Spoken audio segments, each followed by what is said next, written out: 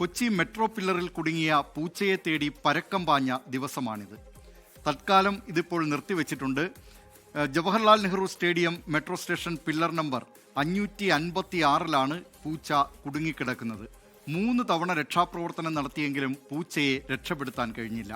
അർദ്ധരാത്രി 11 മണിക്ക് മെട്രോ സർവീസുകൾ അതിൻ്റെ അവസാന സർവീസും നടത്തിയതിനു ശേഷം രക്ഷാപ്രവർത്തനം വീണ്ടും ആരംഭിക്കും.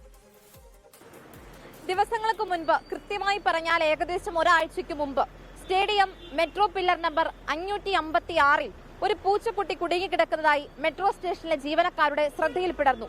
തുടർന്ന് താഴെയുണ്ടായിരുന്ന ഓട്ടോ ജീവനക്കാരെയും അവർ പൂച്ചക്കുട്ടിയെ കാണിച്ചു കൊടുക്കുന്നു. തുടർന്ന് ജീവനക്കാരും അതോടൊപ്പം തന്നെ അവിടെ ഉണ്ടായിരുന്ന ഓട്ടോ ഡ്രൈവർമാരും പലതവണ പൂച്ചക്കുട്ടിയെ രക്ഷപ്പെടുത്താൻ ശ്രമിച്ചെങ്കിലും സാധിച്ചില്ല. ഒടുവിൽ ദിവസങ്ങളോളം മെട്രോ ജീവനക്കാർ പൂച്ചക്കുട്ടിക്ക് ഭക്ഷണവും വെള്ളവും നൽകി വലയുപയോഗിച്ചവരെ താഴെയിറക്കാനുള്ള ശ്രമങ്ങൾ നടത്തി. പക്ഷേ സാധിച്ചില്ല.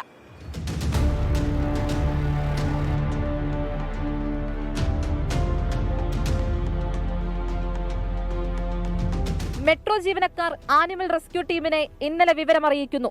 തുടർന്ന് സംഘം രാവിലെയോടെ സ്ഥലത്തെത്തി ക്രെയിൻ ഉപയോഗിച്ച് രക്ഷാപ്രവർത്തനം ആരംഭിച്ചു. എന്നാൽ പൂച്ചയെ കണ്ടെത്താൻ കഴിഞ്ഞില്ല. പിന്നീട് ഫയർഫോഴ്സ് സംഘം സ്ഥലത്തെത്തി പരിശോധന നടത്തി. മെട്രോ ഇലക്ട്രിക് ലൈനുകൾ നിർത്തിവെച്ചെങ്കിൽ മാത്രമേ രക്ഷാപ്രവർത്തനം നടത്താൻ സാധിക്കുകയുള്ളൂ എന്ന് ഫയർഫോഴ്സ് അറിയിച്ചു. തുടർന്ന് അർദ്ധരാത്രി 11 മണിക്ക് ശേഷം രക്ഷാപ്രവർത്തനം വീണ്ടും ആരംഭിക്കാനിരിക്കെയാണ് അവശനിലയിലുള്ള പൂച്ചയുടെ ദൃശ്യങ്ങൾ പുറത്തുവന്നത്.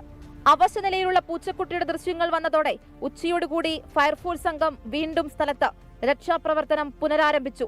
പൂച്ചക്കുട്ടിയെ കണ്ടെത്താനുള്ള ശ്രമത്തിനിടയിൽ ക്രെയിനിന്റെ ഹൈഡ്രോളിക് ലിഫ്റ്റ് തകരാറിലായി. പിന്നീട് വീണ്ടും ക്രെയിൻ എത്തിച്ച് 3ാം ഘട്ട മിഷൻ സുഭാഷ് ആരംഭിച്ചു. ക്രെയിൻ ഉപയോഗിച്ച് പില്ലറിൽ കയറിയ ഫയർഫോഴ്സ് സംഘം പൂച്ചയെ രക്ഷിക്കാൻ ശ്രമിച്ചെങ്കിലും സാധിച്ചില്ല. താഴെയിറങ്ങിയ ഫയർഫോഴ്സ് സംഘം പൂച്ചക്കുട്ടി പൂർണ്ണ ആരോഗ്യവാനാണ് എന്ന് പറഞ്ഞു.